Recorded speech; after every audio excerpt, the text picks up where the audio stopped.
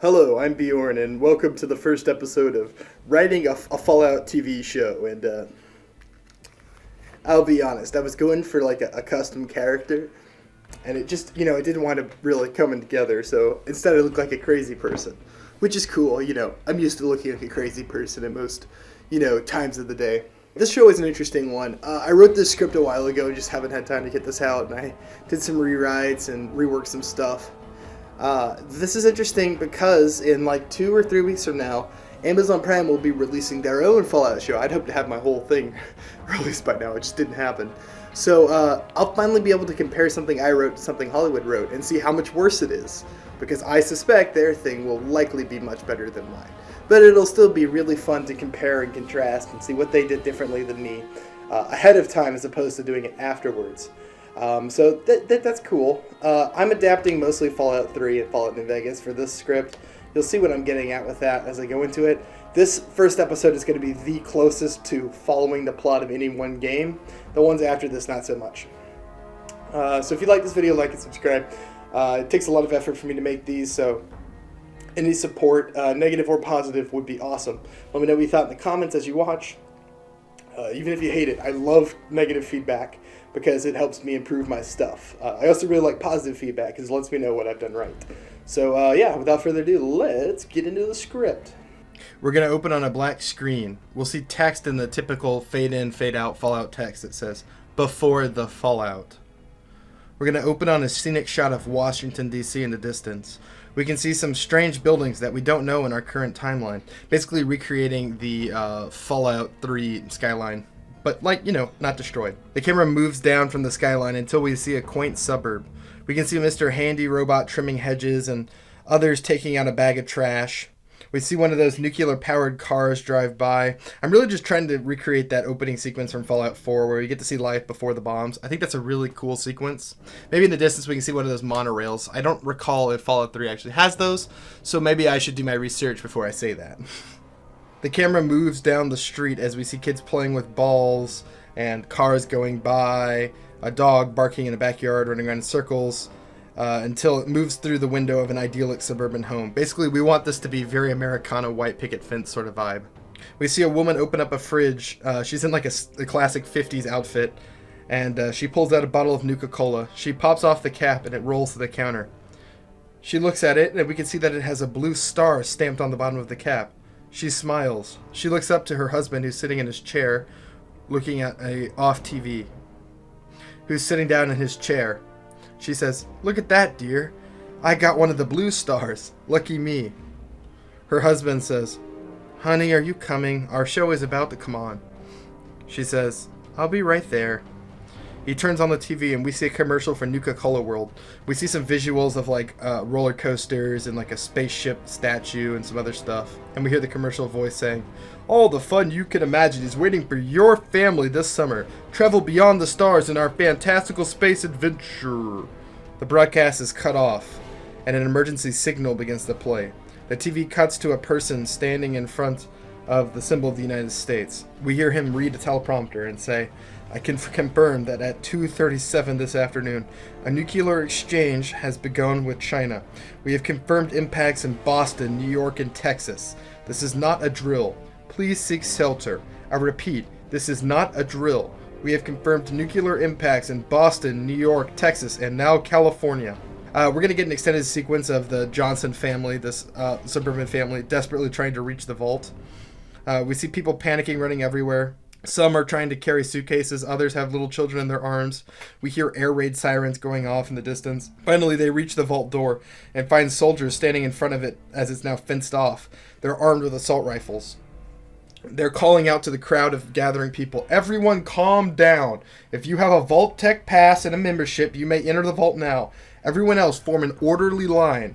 Someone shouts from the crowd, "You can't leave us out here." Soldier again says, "Calm down. We're loading first priority citizens with paid vault licenses." The crowd becomes even more inflamed. It's growing in numbers too. We see one couple flash vault passes and are let inside. The Johnsons trapped in the crowd cry out too, "Let us in, please."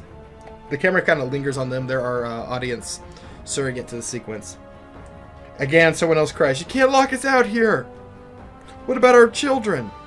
We see one member of the crowd throw a rock that hits one of the soldiers in the head. Blood runs from the wound. He turns to another one of the soldiers and says, "Call for backup," and cries out, "Calm down, everyone. We will open fire if you leave us no other choice." He holds his rifle up menacingly, and the crowd kind of backs up. We see the soldier he sent run back towards the phone station. She enters the booth and begins to make a phone call. She dials on the phone and then holds it up to her ear. All we hear is a dial tone. She looks up nervously. Behind her, we hear the sound of squealing metal. Everyone turns as the vault door shuts behind them. The soldier holding the rifle says, "They just locked us out." He sounds confused. Then there's a flash of blinding light. Everyone stops screaming and fighting and turn, just in time to see a mushroom crowd erupt in the distance. We can see the red-orange light cast on Mrs. Johnson's face. There's a woman sitting next to her with a baby on her arms. It begins to cry. Then the fire comes, and we see them all burn to cinders for a few frames before bright light covers the screen. We get the title drop from the original game where the Fallout logo kind of sizzles in. I'll include a clip here. Set to the more menacing Fallout 3 score. Each Fallout game has its own unique play on the same score. I'll use each one at different moments because I think that would be kind of a cool motif. For this more menacing theme, I think the kind of metallic sounding Fallout 3 score would be pretty good. The title and brightness fades away, and we fade into an old radio sitting on a table. It sparks to life and begins to play Maybe by the Ink Spots. The camera pans back to reveal an apartment building. We see an old-style TV playing commercials. We see one for a Mr. Handy robot and the same commercial for Nuka-Cola World we saw earlier. Static briefly begins to hiss, and we briefly see someone holding up a bottle cap with a blue star, smiling. The TV shuts off and becomes an emergency broadcast symbol again. This time, no one comes to speak. The camera continues to pull back until we reveal that half the apartment is gone and burned away. In the distance, we can see the ruined remains of Washington, D.C., reduced to rubble. The radio begins to short out, and then the music stops playing. We're left with only the sound of the wind blowing through the open buildings in silence. We see text on screen that says, 200 years after the bombs dropped. We hear a narrator begin to talk as the image begins to fade to a grainy photograph of the wastelands projected on a wall. The narrator says, "War. War never changes. The Roman Empire waged war to gather slaves and wealth. The Spanish conquered continents to fuel their lust for gold. America and China fought a long and bloody war over dwindling resources. In the year 2077, humanity finally reached the inevitable conclusion of that bloodlust. The world was plunged into an abyss of nuclear fire and death. But as you all know, it was not as many before the war had predicted. The end. Humanity persevered, thanks to the valiant efforts of Vault-Tec. Thousands of humans just like us were spared a slow death by radiation, thanks to the Vaults and their overseers." The camera backs away from the footage we're seeing on screen and reveals a classroom filled with high schoolers. A teacher is standing in front of a projector, which is projecting images onto the wall. This guy is revealed to be the narrator. "It was our founders' foresight and the great efforts of those numerous overseers that saw us survive the Holocaust of nuclear fire. Without that foresight, humanity would likely be extinct. I don't need to tell you, human life on the surface world is unsustainable. Now, who can tell me how many vaults were built in total?" No one answers. The teacher says, "Come on, class. This was in your textbook, and it will be on your goat." No one? Well, 122 Vault-Tec vaults were constructed in total. Though no exact populations for those vaults are known to us now, we still keep in communication with those that remain. As for the surface world, it remains uninhabited. The testimonies from the vaults which tried to open against Vault-Tec orders describe a desolate, uninhabitable wasteland and irradiated monsters roaming free. Creatures like the radroaches which infested our vault 30 years ago. Tomorrow we'll go over the anatomy and biology of these known wasteland fauna. That'll be all for today, class. We're going to cut to kids leaving the classroom. We focus on a dark-haired boy in the front row. This is Jack Campbell, our male lead, as I described in the first part of this series. A girl approaches him and leans on his desk. This is Amada. She appears in Fallout 3. I think this is a contentious character. I'm not exactly sure if that's actually true or not, because it's kind of hard to gauge where the Fallout 3 community is, 12 years on? But I've changed her significantly here, so hopefully if you're an Amada hater, she'll be slightly more bearable here. Amada says, "So, lunch?" as a question. Jack says, "Sure, I could eat." They both get up from their desk and work their way out of the room. We see 3 men in leather jackets waiting on the other side of the door. They move around Amada. Butch, the leader of the men, says, "Hey, babe, why don't you ditch this guy and come with us?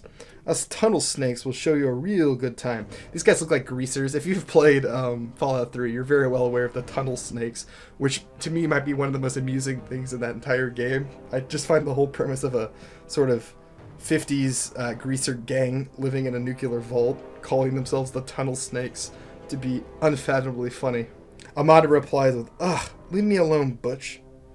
Butch says, "What, too good for us because your daddy's the overseers?" Jack says, "Come on, man, lay off." Butch says, "Why don't you do something about it?" Jack holds his ground, but does nothing. Butch says, "See, he's a coward. I don't know what the overseer's bitch sees in him." Jack's face turns to a snarl. "Take that back." Butch just laughs. Amada grabs Jack's shoulder. "Hey, he's not worth it." Butch says, "Yeah, Jack, listen to your little whore." Jack turns and punches him hard in the face. A brawl breaks out between the 3 tunnel snakes and Jack. Jack is very quickly overwhelmed because, it's 3 men, and he starts to get his ass kicked. Suddenly, a man in a security vault uniform enters. He pulls Butch off Jack by his collar. This is Officer Mack. He says, "Butch, what have I told you?" Butch says, "Dad." The security guard said, "I said no more picking on anyone. No more fighting." Butch says, "But Dad, he started it." The security guard says, "Bullshit. You're lucky I didn't lock you up for this. Jack, you best go see your dad in the infirmary." Jack says, "Yeah." We can see there's a cut on the top of his forehead and some blood running down his head. He has a black eye. Amada says, "Yeah, I'll make sure he goes." The security guard drags Butch off, and the other tunnel snakes must have run off some point in the chaos. Amada says, "Oh, those idiots. Are you okay?" Jack says, "Yeah, I'm fine mostly."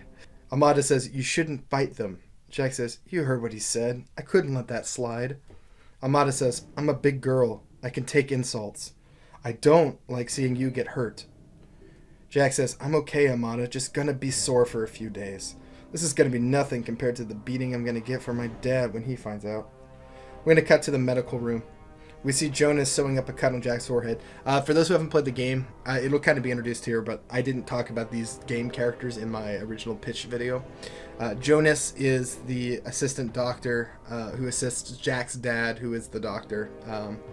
So Jonas is sort of like his dad's good friend and sort of like not a father figure, but like, a family friend to Jack. Jonas keeps sewing up the cut on Jack's forehead and says, Jack, the idea is to avoid getting hit." Jack says, "In my defense, there were 3 of them." Jonas says, "Well, all things being considered, for taking on 3 guys, you're not in too bad a shape." Amada says, "Don't encourage him. He could have gotten seriously hurt." Jonas says, "I'm not encouraging anything. It's pretty stupid to take on 3 guys." We see Jonas wink so that Amada can't see. Jack smiles. Jonas ties off the stitch on the cut. "That should about do it for the cut." He reaches into a drawer and pulls out a small bottle. "I'd take these painkillers for the next couple of days. They'll help with the pain and swelling." Jack says, "Hey Jonas, could you do me a favor and not tell my dad about this?" Jonas shrugs and says, "I won't mention it, but he's gonna find out." We hear a voice from the hall. "He already did." We can see Jack's father standing in the doorway. He's wearing a white lab coat and is a little older, maybe 45, 50. Jonas says, "James, it was just a schoolyard scrap, nothing to worry about." James doesn't smile and reply. He says, "Do you two mind if I talk to Jack alone?" Jonas sighs and leaves the room. Amada looks to Jack nervously. No, I don't mind. I'll go home. I have some homework to finish anyway. I'll see you later, Jack." She turns to leave and Jack says, "Yeah, I'll see you soon." James waits for them to leave, then says, "So you got into another fight." Jack says, "How'd you find out?" His father says, "The overseer told me. You know he has it out for you." Jack says, "Yeah, but Butch called Amada a whore, Dad. I know you hate it when I fight, but I just won't let him walk all over us." James says, "No, I'm actually proud of you. If you don't stand up to bullies, they'll walk right over you." Jack looks confused. He says, "That's not the answer I expected." His father shrugs. "It's the truth.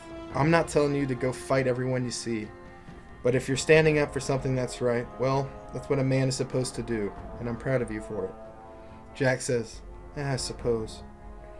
"You know," his father says, "your mother would be proud of you too." Jack says, "I know, Dad. Thanks. Is it alright if I come home a little late tonight?"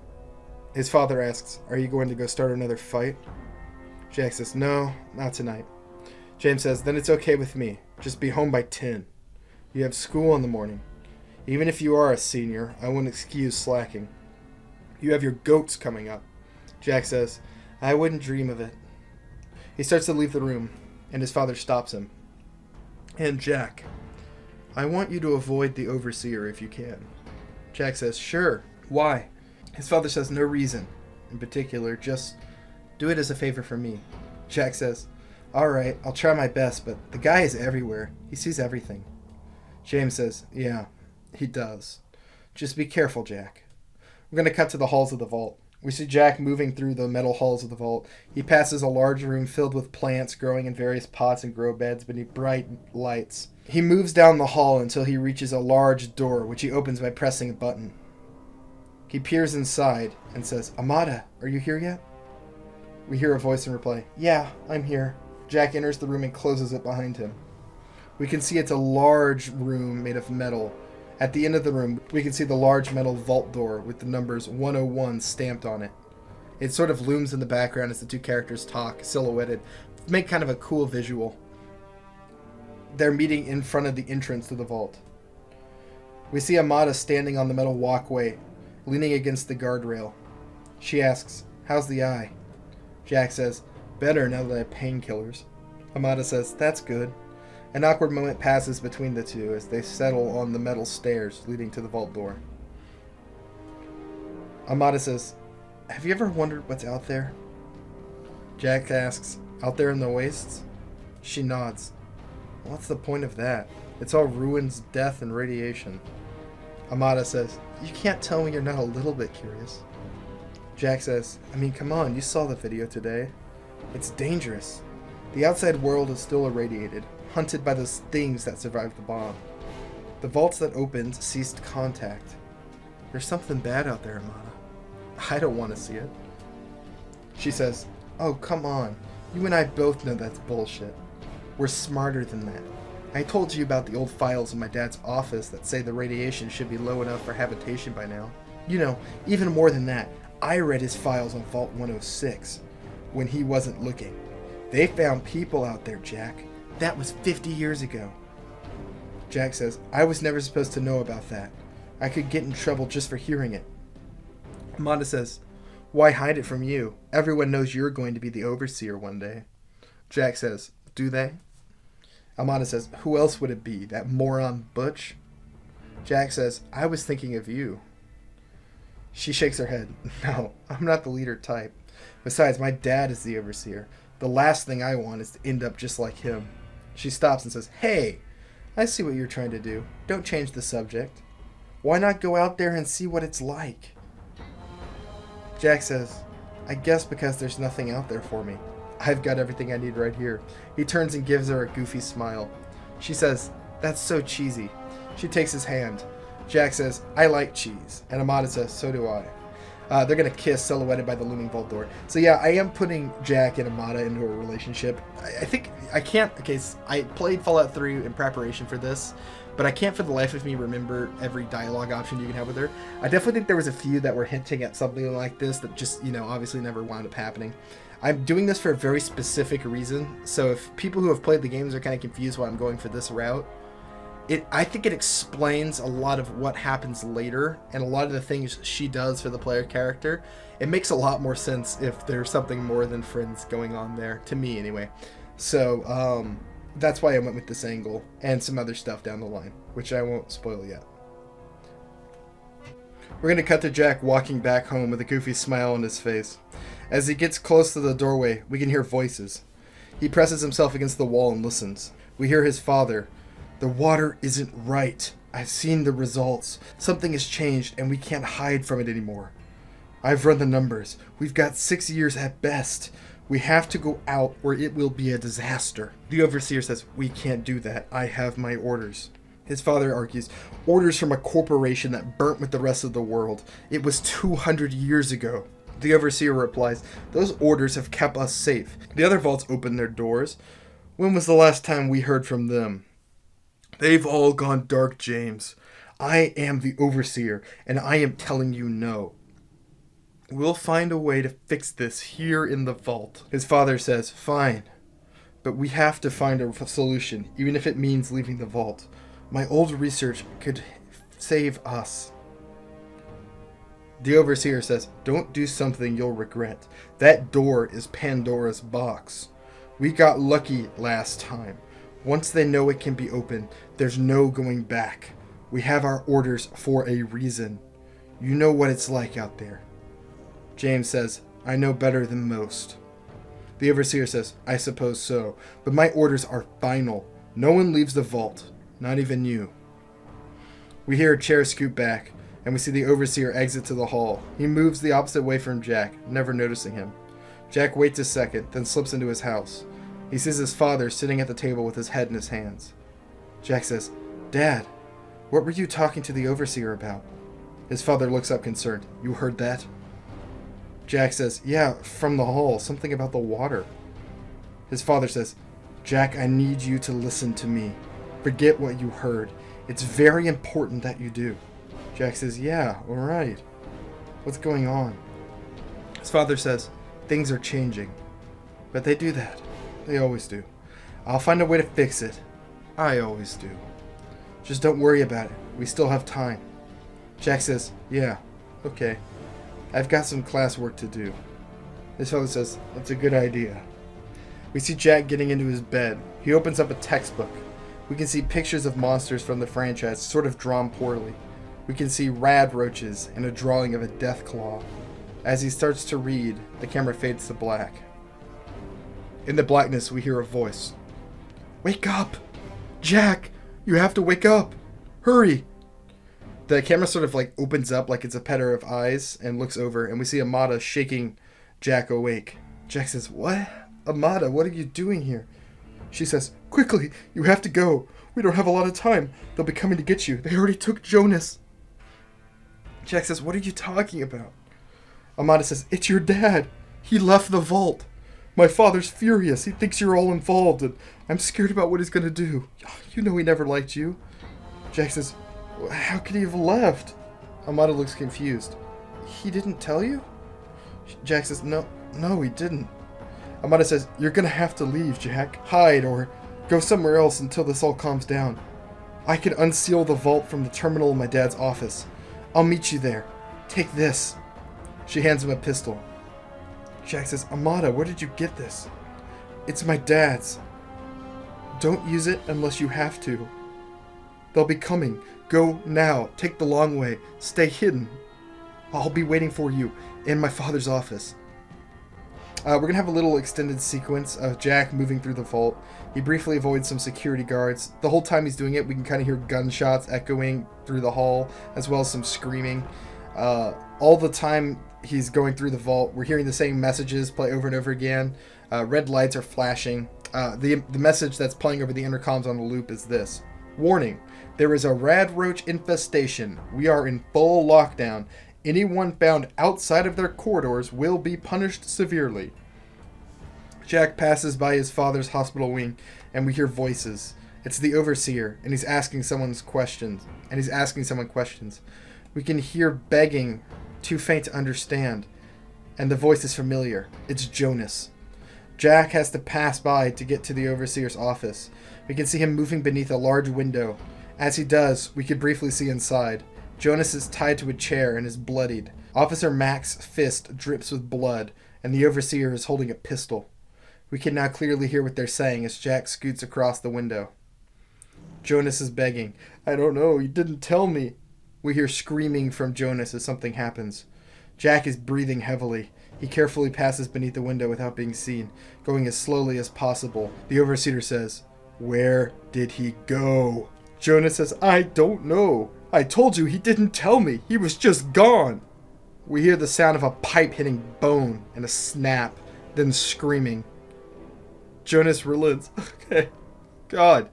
He said something about the water and Washington. He'd been doing some tests, but that's all I know. I'm telling you.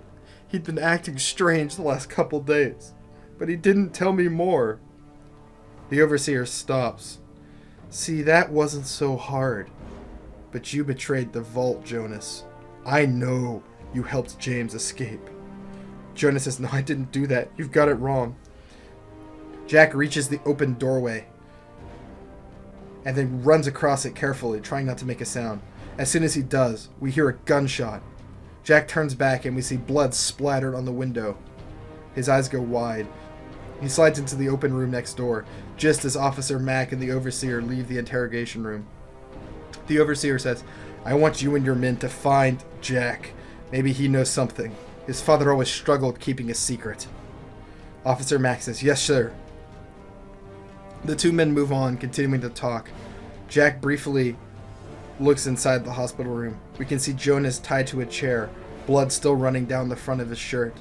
There's a bullet wound in his head, and he's dead. They executed him. Jack looks like he's going to be sick, but he doesn't have time to stop. He continues through the vaults. Again, we're going to get to see a sequence of him moving through carefully, and it'll allow us to see some of the vaults, see some of the flashing. In some places we can see blood on the walls and blood like sprayed across the floor. Something else is happening here during this whole chaotic sequence. Jack passes by a window and stops. He looks inside. We can see a woman covered in blood on the floor. Giant cockroaches are clinging to her body and the walls. They're eating her. We can see her hand moving. She's still barely alive. We hear a scuff on the floor behind Jack. He turns around with his pistol out, and we see Officer Mack. He carefully puts one of his hands up. "Come on, kid, put that down. We both know you won't use it. You're in a lot of trouble, but if you come with me, it'll be better for you." Jack says, "You killed Jonas." Officer Mack says, "He was a traitor to the vault. He helped break our most important rule, put everything in jeopardy. You see what's happened here because the vault was opened." Officer Mack says, "You're not like him, are you? A traitor."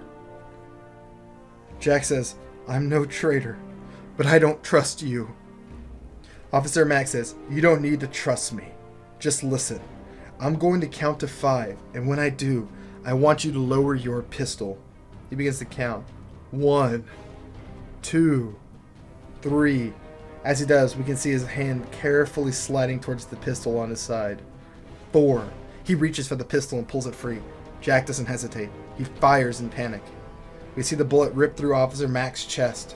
He looks surprised, then stumbles back to the ground dead. Blood flows around him.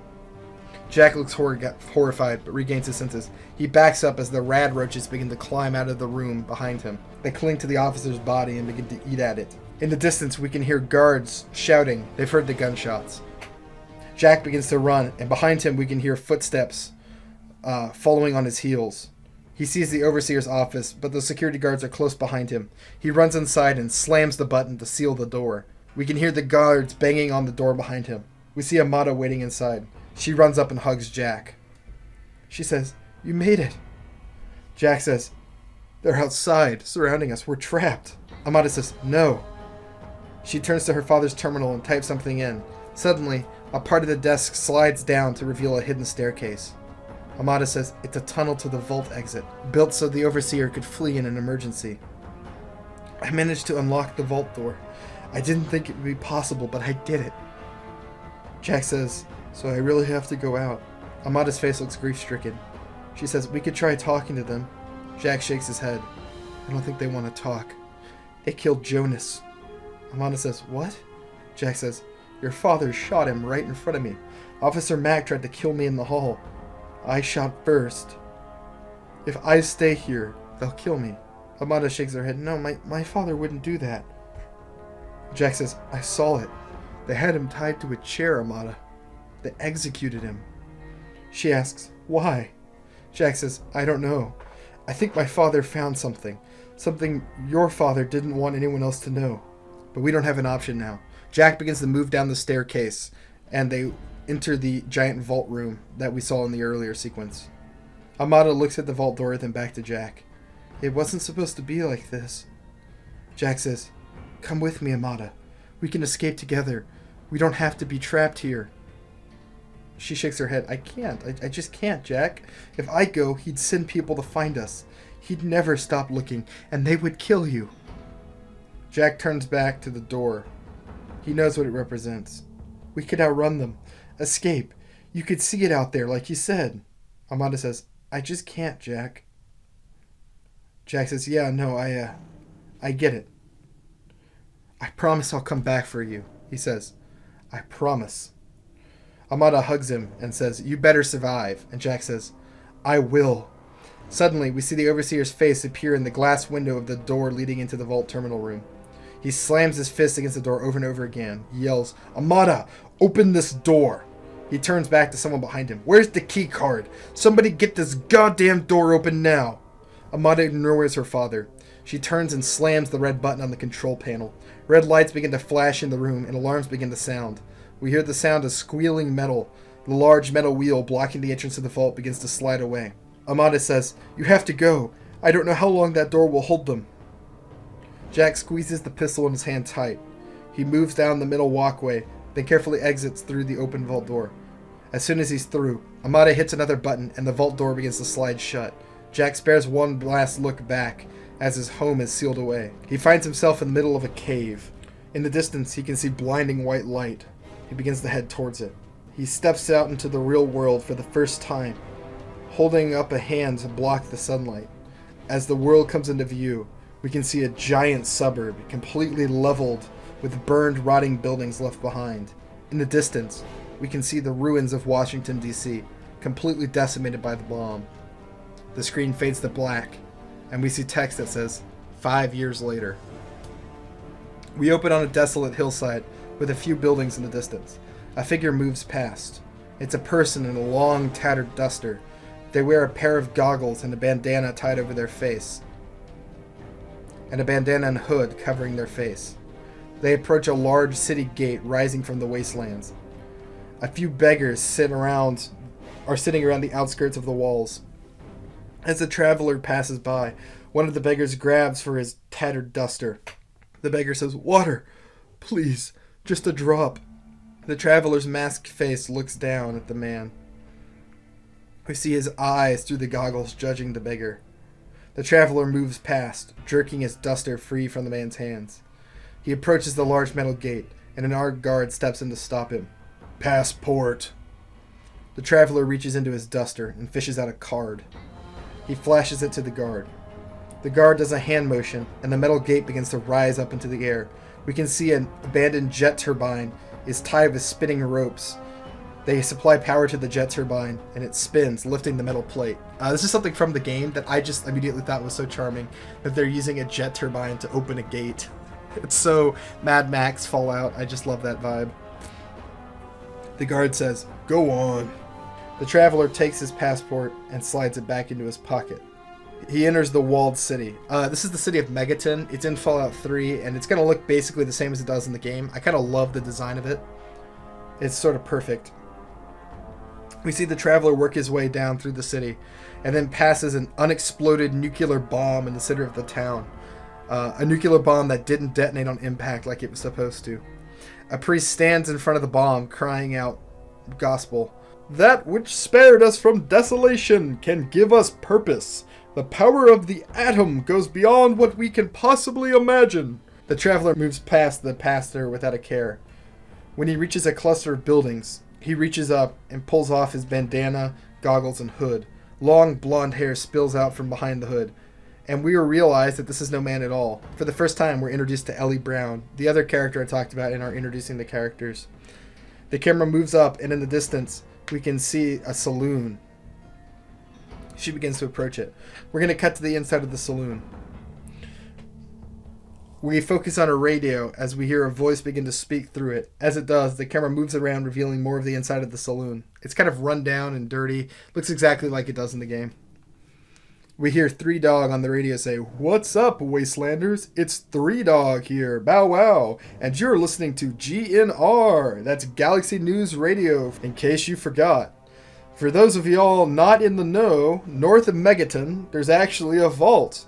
Now, believe it or not, this one's still got people living in it. Well, this next song goes out to them. Maybe we can get a few of them to come on out. This is Atom Bomb Baby, sung by the wonderful Five Stars." We hear the song begin to play from the radio. Finally, the camera reaches someone sitting at the bar. They're wearing a brown duster, and a hat is sitting on the bar next to them. The camera moves up his body until we can see a Vault 101 patch, which looks like it was ripped right off of a uniform, sewn onto the edge of the duster. The mysterious man takes a shot. Suddenly, the door opens up behind him, and we see Ellen enter the scene. She looks around for a second, then takes a seat next to him. She asks, "So, are you the Vault Boy?" The man at the bar gestures to the Vault 101 symbol sewn onto the duster. And now older Jack says, "Look, I don't want to deal with any trouble right now. I'm just trying to enjoy a drink." Ellen says, "That's good, because I don't want trouble. I've been looking for you. I've heard you're a wanderer.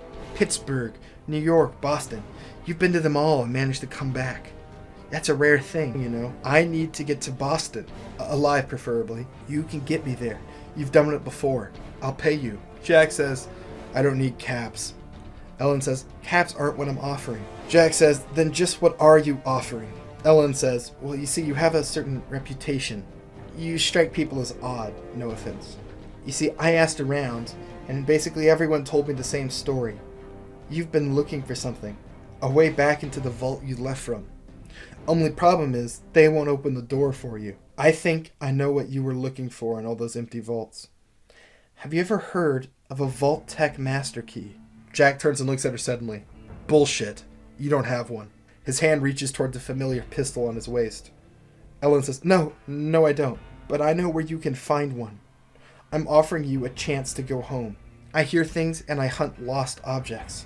It's part of my job. And I hear there's a place far from here where Vault Dwellers built a city. They go from vault to vault and offer the vaulties a chance at life outside their prisons. And they do it with a key card that can open any vault door. I know where this place is, and I can tell you where to find it." Jack says, "And this is true." Ellen says, "I'll swear to it. Believe me, I don't want to cross someone like you." Jack says, "I need more information. Why do you want to go to Boston? I need to know who I'm dealing with before I strike any sort of accord." Ellen says, "I don't need to go to Boston specifically. I need to go to Nuka-Cola World." Jack eyes her. "The theme park?" Ellen says, "Yes. Tell me, Vault Boy, in all your travels, have you ever seen one of these?" She sets a cap down on the table. "Yes, I have seen a cap before. Is this a joke?" Ellen says, "But have you seen one like this?" She flips it over, and we can see a blue star stamped onto the bottom of it. Jack says, "So it's got a neat drawing on it. That's great." Ellen says, "It's valuable, extremely valuable. Before the war, Nuka-Cola held a contest. They hid these blue stars on the bottom of their soda caps. They offered a prize valuable beyond measure to the first person to gather 50-star caps. But before anyone could, kaboom, the bombs dropped, and the world came to an end." Jack says, "What does this have to do with Boston?" Ellen says, "Everything. You see, the contest was automated. They left an animatronic in control of deciding the winner. And the animatronic is still active today, guarding a vault which contains the treasure. All one would need to open it is 50 star caps." Jack says, "So what, you want me to guide you around Boston until you find all 50, then get you to the theme park?" Ellen says, "No, you don't understand. I have all 50 I need. I just need to get to Nuka-Cola World alive to claim my prize. I already have security guards. Now I need someone who knows how to navigate the wastelands and help us avoid its dangers." Jack says, "Sure, the roads aren't as safe as they used to be, but with security guards you should be fine moving from here to Boston." Ellen says, "Well, that's The problem, see, it won't just be a normal trip. I fear word may have gotten out that I have these caps. There will be people who will come for us. We need to know how to hide, how to scavenge and survive in the wastes without being seen, and you're the man for the job. She points to the cap on the table. These are a dangerous thing to carry, but you've heard my offer. I want you to guide me, and if you'll work for me, I promise you, I will tell you how to get into your vault. The journey shouldn't be too long, 3, maybe 4 weeks. Jack says, fine, I'll do it. I was planning on making a trip up that way anyway. But if I find out you're bullshitting me about this vault key, you're going to regret it. I promise. Now we're going to have to discuss specifics, because the Fallout isn't a place for amateurs. I need to know who your guards are and who I'm dealing with. Ellen smiles. I'll take you to meet them. And that's going to be the end of episode 1. Kind of an abrupt place to end it, but I realize for pacing reasons I can't really keep it going, or we'll wind up in the plot of the next episode, which I will have out as soon as possible. I've actually already written part of it before I wrote this episode, because this episode is sort of the setup for the main character, and the next episode is going to be introducing the actual plot of the series. This episode largely connects to the Fallout 3 game and some other plot elements from obviously New Vegas. This is the episode that will follow the closest to the stuff in the games. From here out, I'm going to divert and go in my own direction. So if you thought this was too similar to the games, the next couple of episodes should be a more original story. This is just what I needed to set up the basic plot. All right, that was it. Now that we're finally free of following the actual lore of the game, despite some of the changes I made, and sort of moving into more of my original stuff, I hope the series will, improve. That being said, I actually like this first episode and all that. So thank you for watching so much. I am Bjorn, Fallout man in the Fallout, and if you're looking for something else to watch, I wrote a TV show based on an obscure tabletop game called Deadlands, and I think is also pretty good. And here's all my superhero shit. Some superhero, some cape thing here. So thank you for watching, and I'm gonna go deeper into the Fallout.